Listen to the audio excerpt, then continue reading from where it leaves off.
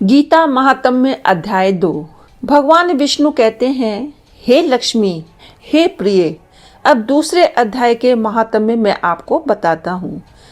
दक्षिण दिशा में वेदवेत्ता ब्राह्मणों के पुरंदरपुर नामक नगर में देवशर्मा नामक एक विद्वान ब्राह्मण रहता था।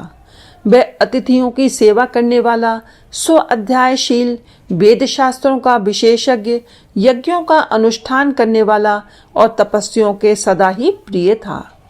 उसने उत्तम द्रव्यों के द्वारा अग्नि में हवन करके दीर्घकाल तक देवताओं को तृप्त किया, किंतु उस धर्मात्मा ब्राह्मण को कभी सदा रहने वाली शांति नहीं मिली।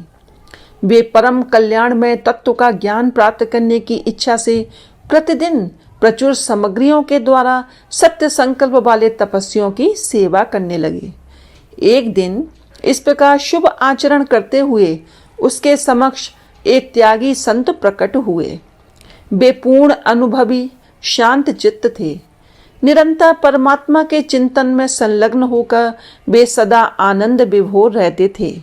उन नित्य संतुष्ट तपस्वी संत को शुद्ध भाव से प्रणाम करके देव शर्मा ने पूछा, हे महात्मन, मुझे सदा रहने वाली शांति कैसे प्राप्त होगी? तब उन संत ने कहा, हे ब्राह्मण, सोपुर गांव का निवासी मित्रवान जो बकरियों का चरवाहा है, वही तुम्हें उपदेश देगा। यह सुनकर देव शर्मा ने महात्मा के चरणों की वंदना की और सोपुर ग्राम के लिए चल दिया। समृद्धशाली सोपुर ग्राम में पहुंचकर उसने उत्तर भाग में एक विशाल वन देखा। उसी वन में नदी के किनारे एक शिला पर मित्रवान बैठा था। उसके नेत्र आनंद से निश्चल हो रहे थे। वह अपलक दृष्टि से देख रहा था। वह स्थान आपस का स्वाभाविक वैर छोड़कर एकत्रित हुए परस्पर विरोधी जंतुओं से घिरा था। जहां उद्यान में मंद मंद वायु चल रही थी, मृगों के झुंड शांत भाव से बैठे थे और मित्रवान दया से भरी हुई आनंद विभोर दृष्टि से पृथ्वी पर मानो अमृत छिड़क रहा था। इस रूप में उसे देखकर देव शर्मा का मन प्रसन्न हो गया। वे उत्सुक होकर बड़ी विनय के साथ मित्रवान के पास गया। मित्रवान ने भी अपने मस्तक को झुकाकर देव शर्मा का सत्कार किया। इसके बाद विद्वान ब्राह्मण देव शर्मा अनन्य चित्त से मित्रवान के समीप गया और जब उसके ध्यान का समय समाप्त हो गया तब देव शर्मा ने पूछा, महाभाग, मैं आत्मा का ज्ञान प्राप्त करना चाहता हूँ।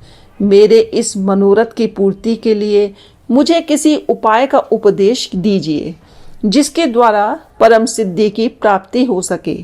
देव शर्मा की बात सुनकर एक क्षण तक कुछ विचार करने के बाद मित्रवान ने कहा, हे महानुभाव, एक समय की बात है, मैं वन के भीतर बकरियों की रक्षा कर रहा था।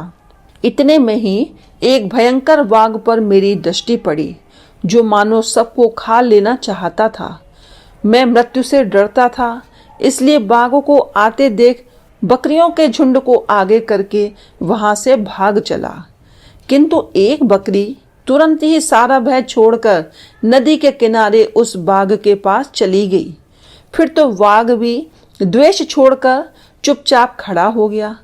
बाघ को इस अवस्था में देखकर बकरी बोली, हे बाघ, तुम्हें तो उत्तम भोजन प्राप्त हुआ है।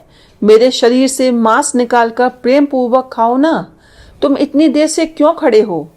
तुम्हारे मन में मुझे खाने का विचार क्यों नहीं आ रहा?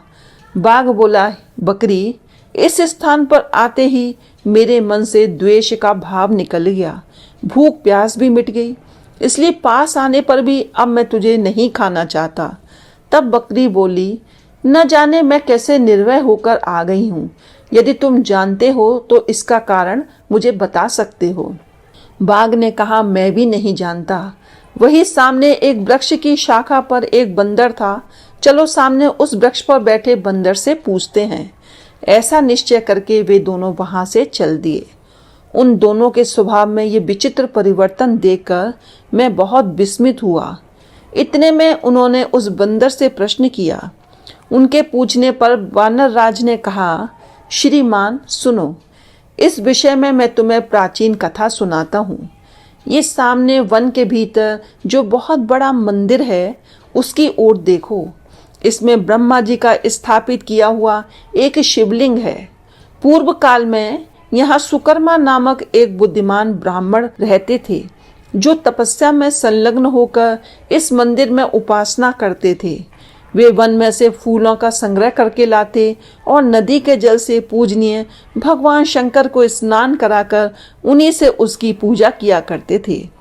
इस प्रकार आराधना का कार्य करते हुए सुकर्मा यहाँ निवास करते थे।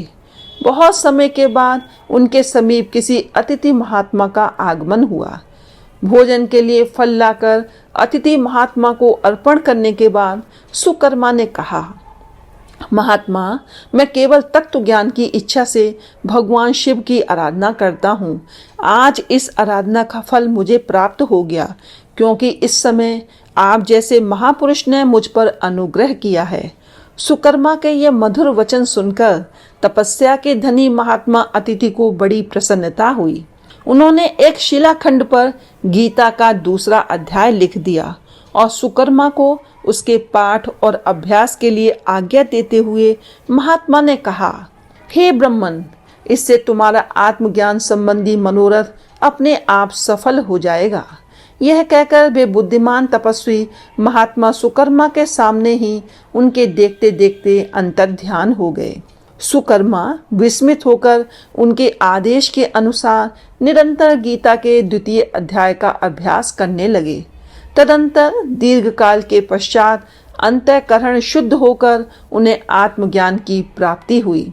फिर वे जहाँ जहाँ गए वहाँ वहाँ का तपोवन शांत हो गया। उनमें सर्दी, गर्मी, राग, द्वेष आदि की सभी बाधाएं दूर हो गईं। इतना ही नहीं, उन स्थानों में भूख प्यास का कष्ट भी जाता रहा तथा भय का सर्वथा अभाव हो गया। ये सब द्वितीय अध्याय का जप करने वाले सुकर्मा ब्राह्मण की तपस्या का ही प्रभाव है। मित्रवान कहता है, वानर राज के इस प्रकार बताने पर मैं प्रसन्नता पूर्वक बकरी और बाघ के साथ उस मंदिर की ओर गया। वहां जाकर शिलाखंड पर लिखे हुए गीता जी के द्वितीय अध्याय को मैंने देखा और पढ़ा। उसी का अध्ययन करने से मैंने तपस्या का पार पा लिया। अतः भद्र पुरुष, तुम भी सदा द्वितीय अध्याय का ही अध्ययन किया करो। ऐसा करने पर मुक्ति तुमसे दूर नहीं रहेगी। भगवान विष्णु कहते हैं, हे प्रिय, मित्रवान के इस प्रकार आदेश देने पर देव शर्मा ने उसका पूजन किया और उसे प्रणाम करके पुरंदरपुर की राह ली। वहां किसी देवालय में पूर्वोक्त आत्मज्ञानी महात्मा को पाकर उन्होंने ये सारा वृतांत निवेदन किया और सबसे पहले उन्हीं से द्वितीय अध्याय को पढ़ा। उनसे उपदेश पाकर शुद्ध अंतःकरण वाले देव शर्मा प्रतिदिन बड़ी श्रद्धा के साथ द्वितीय अध्याय का अध्ययन करके ब्रह्म ज्ञान में लीन होकर परम पद को प्राप्त हुए। बोलो श्री गीता जी की जय हो। बोलो श्री कृष्ण भगवान की जय हो।